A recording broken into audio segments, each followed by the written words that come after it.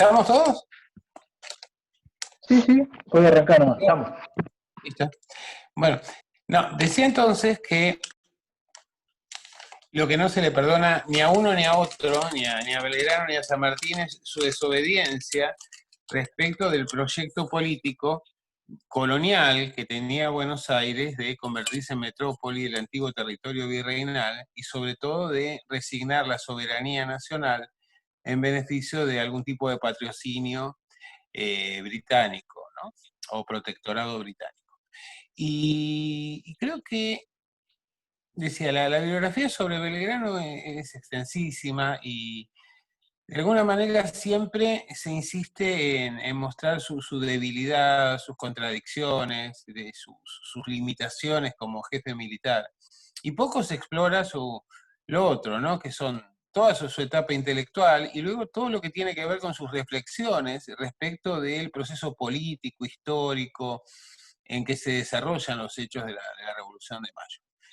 Hace unos años apareció un libro que yo creo que realmente es casi, ¿cómo podríamos denominarlo? Execrable, creo que fue el último libro de Tulio Alperindongui sobre Belgrano, ¿no? Que en realidad lo presenta como alguien mediocre, limitado, beneficiario de la fortuna y las influencias familiares. Lo pone en cuestión por haber tratado de introducir máquinas a vapor en el Río de la Plata, descalifica sus capacidades bélicas, lo muestra partidario de modelos alternativos de sociedad. Y básicamente es un trabajo que no se sostiene por ningún lado, no tiene base argumental, no tiene una base documental que lo sostenga. Las reflexiones son más bien, corresponden al sentido común más reptiliano del pensamiento y de las intervenciones sobre Belgrano.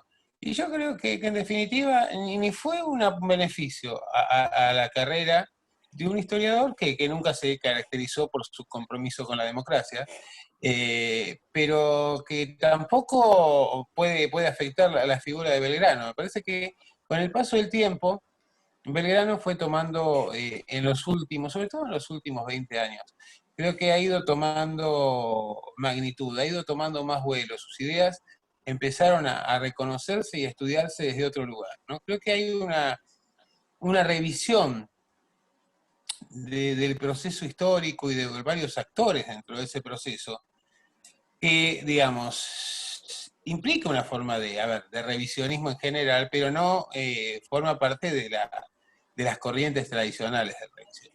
La historia siempre está en un proceso de revisión, y me parece que en este caso, a partir de las preguntas de los interrogantes sobre la política, la educación, el pluralismo y demás, Belgrano aparece como el gran emergente de esa etapa revolucionaria, y que en realidad resulta una absoluta injusticia juzgarlo exclusivamente por sus méritos en el campo de batalla. Bueno, hasta aquí creo que podemos hacer una presentación y si hay alguna intervención o comentario.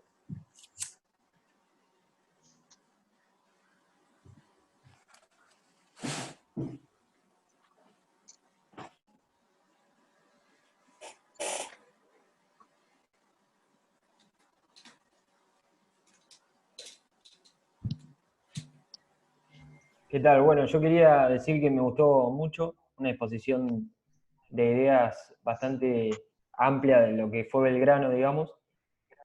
Y quería saber tu opinión, una pregunta bastante subjetiva, personal, digamos.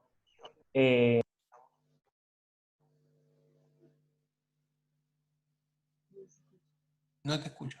No se te escucha, Manuel. Tu audio La puedes escribir si quieres. está desacatado, pero sí, escribe.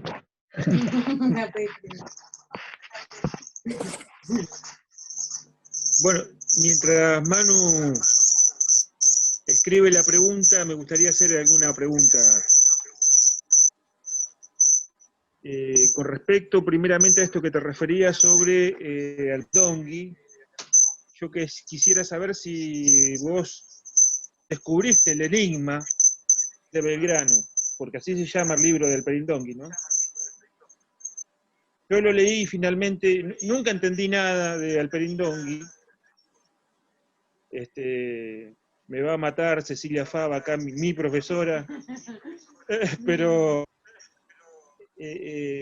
Alperindongui es difícil de comprender, ¿no? Así que, y no pude determinar cuál es el enigma de Belgrano en su libro. No sé si vos los descubriste.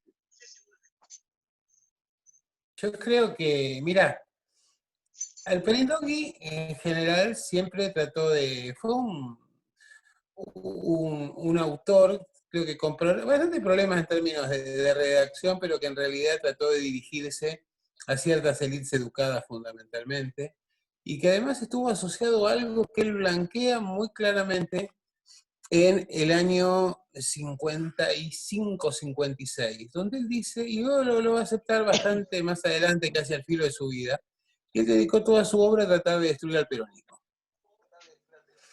Y en realidad aparece ese libro en un contexto muy particular de la Argentina, cuando quien era presidente entonces, Cristina Fernández, había señalado su preferencia dentro del Panteón Nacional por la figura de Belgrano.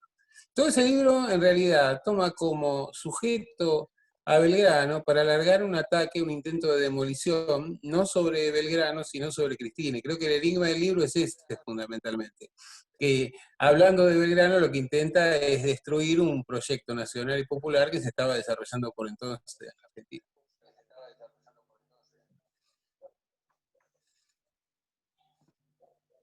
Yo tengo otra pregunta, Bueno, porque Alberto. le dijimos eso, acá tengo una pregunta, me dicen por qué creo que Belgrano propone un orden constitucional dirigido por un Inca. Bueno, evidentemente porque él planteaba que el orden, la monarquía constitucional era el régimen político que emergía de las guerras napoleónicas y que digamos, al carecerse de una dinastía que tuviera antecedentes como para proporcionar una legitimidad adecuada, la única casa americana que tenía esa legitimidad era justamente el Inca.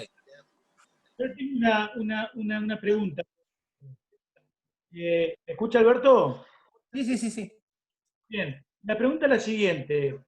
Es que por ahí nos remitimos más al siglo XX, en comparación que usted dice, con medio encubierto de la nación. ¿Qué opina usted sobre, comparando los tiempos históricos, la ciencia, digamos, eh, que tenía el mando de Rivadavia, con la dirigencia actual? Yo subjetivamente digo que el último movimiento social que tuvo la Argentina en forma horizontal, que por ahí elevó de la clase que fue igualadora, digamos, para arriba, ¿no? Elevó la vara social, fue el movimiento feminista en 1945, ¿no?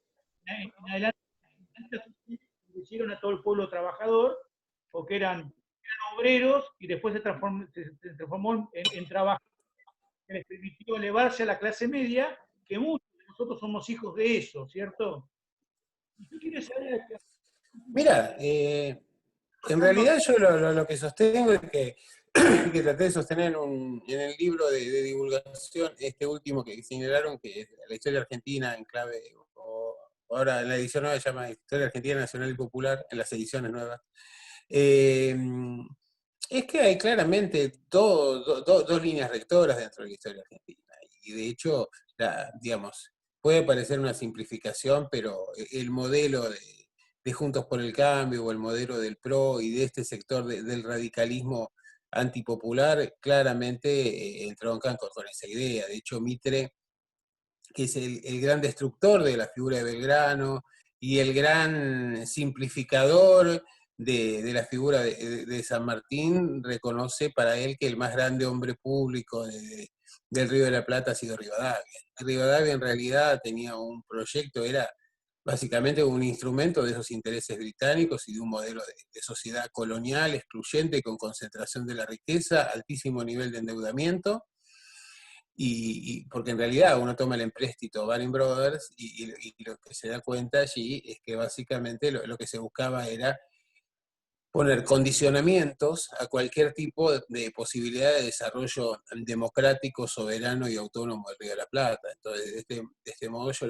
lo veo hoy en día. Lo vemos, por ejemplo, en el desprecio por la vida que tiene la dirigencia de Juntos por el Cambio hoy día con la pandemia respecto de la que tenían aquellos que planteaban la alternativa entre civilización y barbarie, o los que planteaban excluir a aquellos que no formaban parte de la élite. Es decir, este orden elitista solamente encuentra tal vez algún cambio en los años 30 y brevemente con Uriburu cuando propone una alternativa fascista, pero el orden aristocrático sigue siendo el mismo, ¿no? Entonces me parece que claramente ahí tenemos la presencia de dos Argentinas, una Argentina de la pluralidad, de la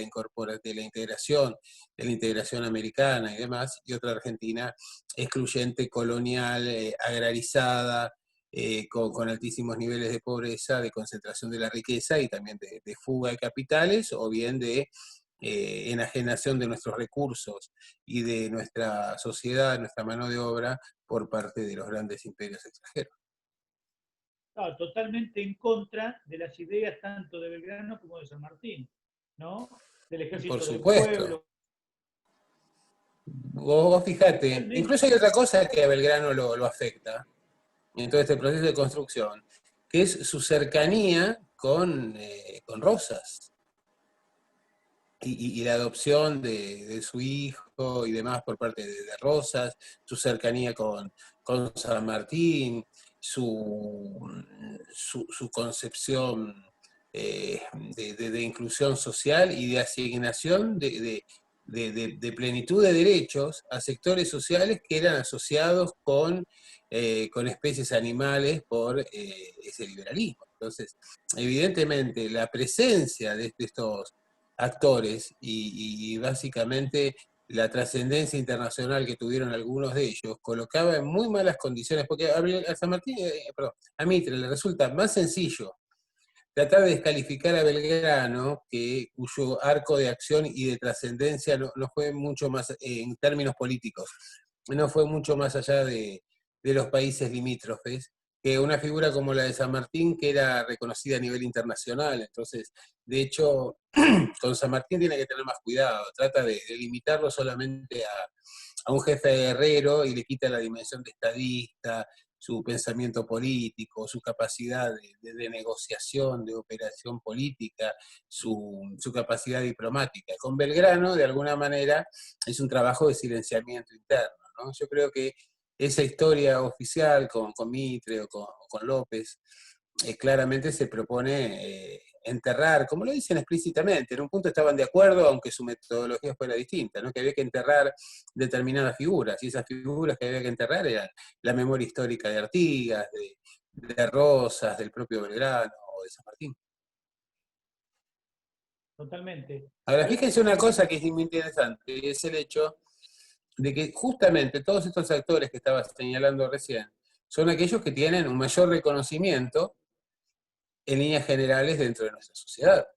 Y efectivamente, digamos, de alguna manera, como se dice esto, la historia la escriben los que ganan y demás. Yo creo que una memoria viva queda en el pueblo, y esa memoria viva, más allá de ser atacada, de ser afectada, de tratar de ser manipulada, continúa vigente. Por esta razón es que, pese a todas las operaciones de destrucción que tuvieron estos personajes, estos referentes históricos nuestros, sin embargo, siempre salieron a flote y tomaron un papel preponderante. ¿Ahí me escuchás, Alberto? Sí. Quería comentarte simplemente, bueno, en línea con esto que venís hablando, nosotros en las conversaciones previas que veníamos teniendo acá en la asociación, habíamos hablado en otra reunión de, por ejemplo, si nosotros consideramos que Belgrano tendría que haber sido, en aquel momento, el jefe de Estado de nuestra nación, porque era el más capacitado intelectualmente, en su preparación económica, política, teológica, y bueno, creo que más o menos todos habíamos coincidido en que sí, dentro de este grupo. No sé qué opinión tenés vos sobre el momento. Nosotros creemos que Belgrano como dirigente, para la época, destacaba por encima de todos los demás. Bueno, pero lo que pasa es que en la política no se imponen los mejores, sino los más pragmáticos. Y Belgrano claramente no era un animal político. Belgrano no tenía una vocación personal de poder, no tenía una ambición personal de poder. en realidad era difícil que se lo pudiera identificar como con un liderazgo en este sentido. El liderazgo de Belgrano era un liderazgo puramente intelectual, y por esta razón podía ser un hombre de consulta, pero no era un hombre ejecutivo. Por eso yo no creo es decir, tendría que haber dirigido de manera muy diferente de su accionar. Tomando el caso de la Revolución Francesa, Napoleón consolida el imperio francés, pero simultáneamente consolida su propia carrera política. Y acá yo no me imagino un 18 Brumario de Belgrano, ni nada por el estilo.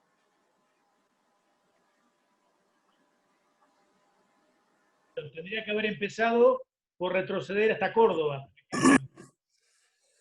O bien para utilizar la fuerza armada de que disponía, por ejemplo, en el contexto del Paraguay, para avanzar sobre Buenos Aires, sin esperar tanto tiempo. Y ahí imponer un orden político basado en que el ejército estaba en sus manos, le respondía, y en lugar de ir a una excursión que solo podía terminar en fracaso, llevarla a la toma del poder y de ese modo instalar un orden. Pero ya son contrafácticos eso. Un animal político hubiera hecho otra cosa. Barbosa, por ser como era, perdió una famosa batalla que para mí ahí cambia el rumbo del país. Me parece que esa fue la inflexión, cuando él tiene que mirar a Cuando él toma la determinación de liberar a los prisioneros en lugar de ejecutarlos, ahí está enterrando su futuro político. Porque una cosa que no puede demostrar un jefe militar es debilidad. No puede demostrar esa dimensión humana cuando, es decir, lo puede demostrar en algún hecho aislado, pero no lo puede demostrar cuando lo que está haciendo es garantizar la supervivencia de un ejército que ya estaba derrotado. Ahí privó el humanista frente al estratega político.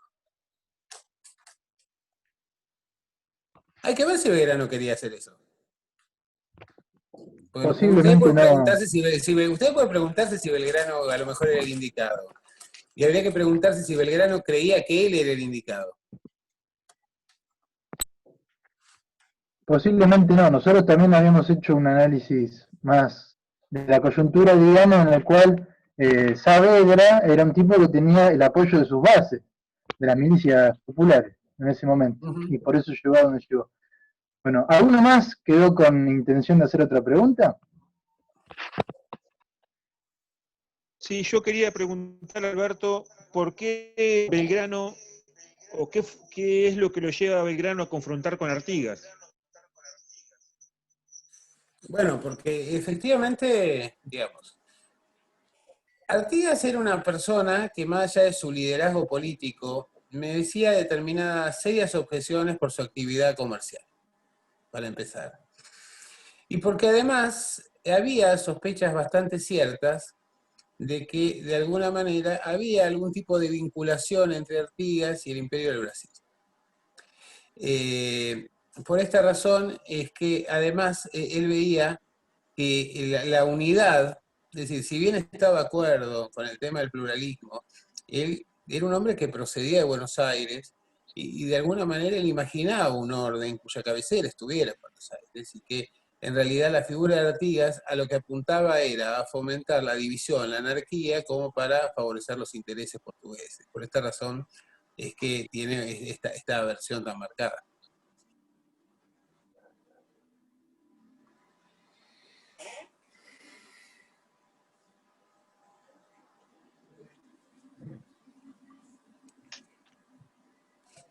No sé si hay alguien más que tenga una pregunta para hacer.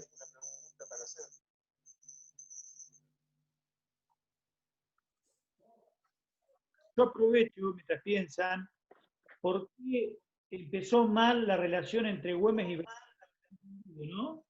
¿Perdón? La relación entre Belgrano y Güemes, en un principio, no fue buena.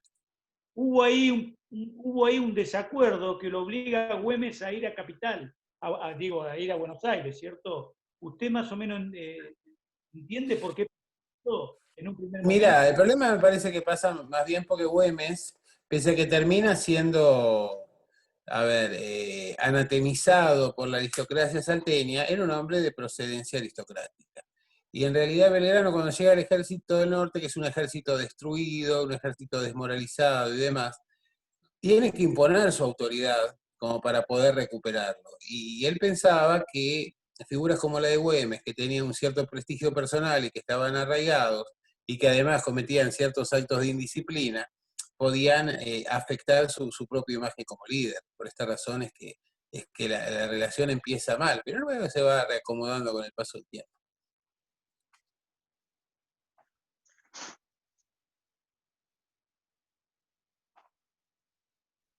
Alberto, ¿qué lugar tenía el Estado en el pensamiento belgraniano? Mira, él es un hombre de formación colonial, y por esta razón él considera que la estructura del Estado es fundamental, pero también es un hombre de las nuevas ideas. Y por esta razón él tiene, digamos, grandes expectativas en el libre comercio, en el incremento de la producción y en el impulso de la iniciativa privada. Yo lo vería como alguien no tan estatista como algunos, pero que tampoco planteaba la destrucción o la liquidación del Estado, ¿no? Sí, me parece que consideraba que el Estado era una estructura fundamental, pero que progresivamente deberían ir liberándose de las fuerzas productivas.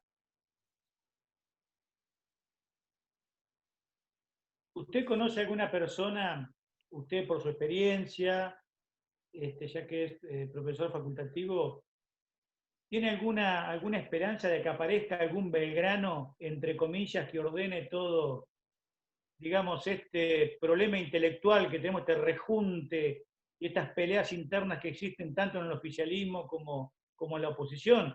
Porque a mí me hace pensar que, haciendo un paralelismo entre el siglo XIX y el siglo XX-XXI, seguimos estancados. O sea, no veo un horizonte hoy, no veo una mente capaz de aglutinar y llevar. Mira, yo creo que aquí hay varias cosas. En primer lugar, el referente político, el líder, en el caso de que sea un liderazgo personalizado, es el emergente de una sociedad.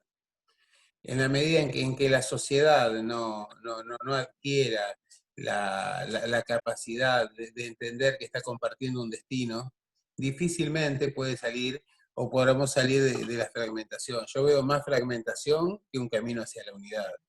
Lo estamos viendo ahora, por ejemplo, en el momento de mayor impacto de la pandemia, como alegremente, no solo algunas administraciones van liberando actividades de manera absurda, sino también por el hecho de que lo hacen a partir de que eso es lo que le dictan las encuestas.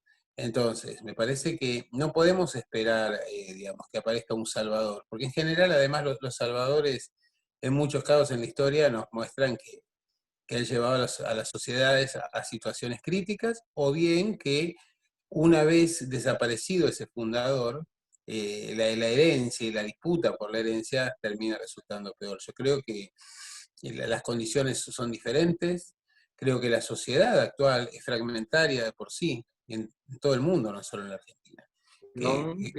Que el líder, que ese tipo de liderazgo que nosotros estamos acostumbrados a ver, es un liderazgo que es el emergente de sociedades que son bastante simples, que tienen a lo mejor una clase baja, una clase media, una clase alta y nada más. Y aquí tenemos una diversidad, distintas formas de trabajo, integraciones a nivel internacional, comunidades culturales, sexuales, religiosas. Es decir, básicamente creo que tenemos que acostumbrarnos a vivir en la diversidad y básicamente si alguna figura consigue, digamos, ocupar un papel importante en tratar de sacarnos de ese eterno retorno a las crisis que tenemos en la Argentina, tiene que ser alguien que consiga articular los intereses diversos y tratar de dirigirlos hacia un sentido común. Y voy a decir otra cosa que está mal que la diga tal vez como historiador, pero me parece que en nuestra sociedad perdemos, no es que perdemos, pero destinamos demasiado tiempo a discutir el pasado en lugar de ponernos a discutir el futuro. Y yo creo que si nosotros pudiéramos cambiar la mira digamos, de este debate que nos divide por cuestiones que fueron de actualidad en décadas anteriores o incluso en siglos anteriores y pusiéramos nuestra mirada en discutir proyectos de desarrollo, proyectos de diversidad, proyectos productivos, si apuntáramos al futuro más a la nostalgia del pasado, seguramente nos iría mucho mejor. Me parece una bonita frase para cerrar la charla. Muy bien. Bueno, la verdad que me encantó estar en contacto con ustedes. Bueno, les agradezco la convocatoria y la disposición. Bueno, te agradecemos a vos por tomarte el tiempo de estar con nosotros y esperamos que alguna otra vez, no sé, dentro de un mes, 2 meses, cuando sea, tengamos otra conversación, encontramos alguna otra temática y seguimos en contacto. Muy bien, con todo gusto. Hasta pronto. Hasta luego. Gracias, Alberto.